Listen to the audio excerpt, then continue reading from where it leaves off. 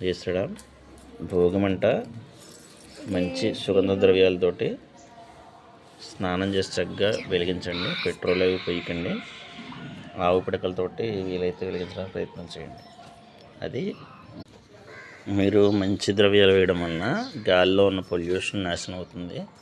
అదేవిధంగా శీతాకాలంలో పెరిగే బ్యాక్టీరియా ఏదైతే ఉందో అవన్నీ కూడా చచ్చిపోతాయి. మంచి వాతావరణం ఏర్పడుతుంది. దానికి భోగిమంట పెట్టారు.